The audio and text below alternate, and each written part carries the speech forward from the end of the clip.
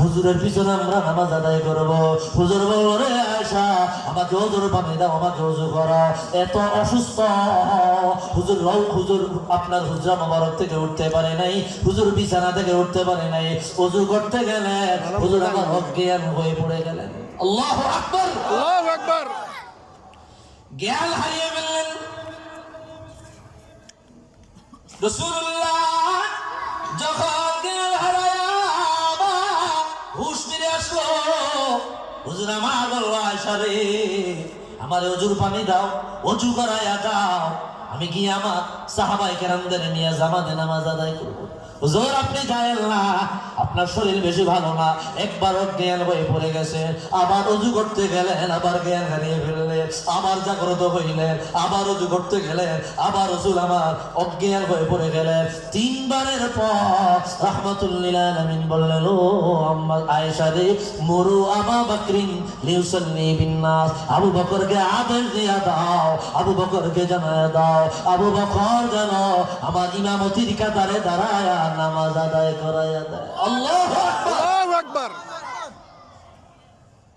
আম্মাজান বলল, হুজুর আবু বকর ইন্নাহু কানা আসি, নরম দিলের মানুষ, উনি আপনার জায়গায় দাঁড়ায় নামাজ পড়াইতে পারবে না। হুজুর বলল, রে আয়েশা, আবু বকরকে আদেশ করে দাও, সে যেন ইমামতির জায়গায় দাঁড়ায় নামাজ আদায় করে দেয়। তিনবার বলার পর আবু বকরকে নির্দেশ দেওয়া হলো। হযরত আবু বকর ফাকাদ্দামা আমামাহু, তিনি সামনে গেলেন, একামত হয়ে গেল। আবু বকর সামনে যখন তাকবীরে তাহরিমা দিবে, ফালাম্মা ইস্তাখাফা, হুজুর একটু হালকা অনুভব করলেন, দুইজন সাহাবায়ে কেরামের কাঁধে হুজুর ভর নেই। কয়জন?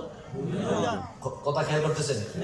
দুইজন সাহাবীর কাঁধে ভর দিয়ে, একজন হযরত আব্বাস, আরেকজন হযরত আলী।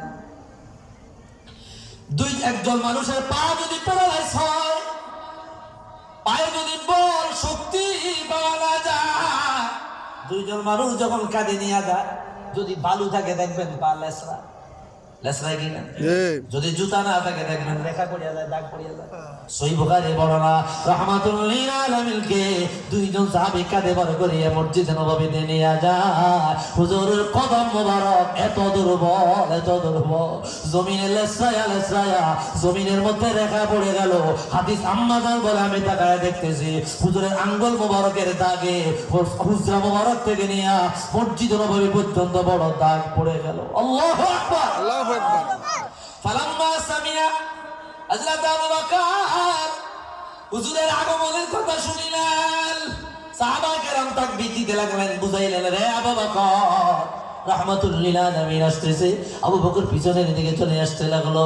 ফাআমা ইলাই, রাসূলুল্লাহ ইশারা দিলেন, আবু বকর সামনে দাঁড়ায়া যাও, পিছনে আসা লাগবে না। রাহমাতুল লিল আলামিনের নির্দেশ ভাই আবু বকর দাঁড়ায়া রইল। আবু বকর দাঁড়াইলো হুজুরের ডান পাশে, হুজুর দাঁড়াইলো আবু বকরের বাম পাশে।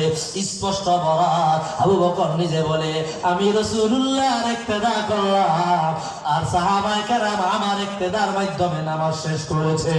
আওয়াজ দিয়া বলি আল্লাহু আকবার। আমি রাসূলুল্লাহর ইক্তেদা করেছি, রাসূল বসে নামাজ পড়ছে, আমি দাঁড়ায় নামাজ পড়লাম, আমার ইক্তেদা করেছে সাহাবায়ে কেরাম। রাসূলুল্লাহ ইন্তেকালের আগে এই পরিমাণে নামাজের প্রতি গুরুত্ব দিয়েছে, আজকে আমরা বুঝি না। ভাইরারে আমার, বন্ধুরারে আমার, ইমামে গাজ্জালির একটা ঘটনা মনে পড়ে গেছে না বললেই নয়। জগতের বড় তাসাউফের কিতাব মুকাশাফাতুল কুলুব, আল মুকাররাবু ইলা হাদরাতি আল্লামিল গায়ুব, জগতের অনেক বড় তাসাউফের কিতাব। আজ থেকে প্রায় ১৫০০ বছর আগের ইমামে গাজ্জালি রাদিয়াল্লাহু আনহু উনি এই ঘটনা বয়ান করলেন। কানা গোলাম, এক গোলাম ছিল, আল্লাহর একজন লিল কদর ওলি বুজুর্গ। ওই সময়ের একজন বড় বাদশা, বড় মালিক, বড় টাকাওয়ালা বাজারে গেলেন গোলাম কেনার জন্য। তিনি গোলাম কিনতে গেলেন, আগে বাজারে গোলাম বিক্রি হইতো। গোলাম, এই কথা বুঝেননি আপনারা ভাই? একটু মনোযোগ দেন, খেয়াল করেন, চমৎকার একটা বিষয় আলোচনা আমি শেষ করি বুঝাই। বাজারে গিয়ে তিনি গোলাম কিনলেন।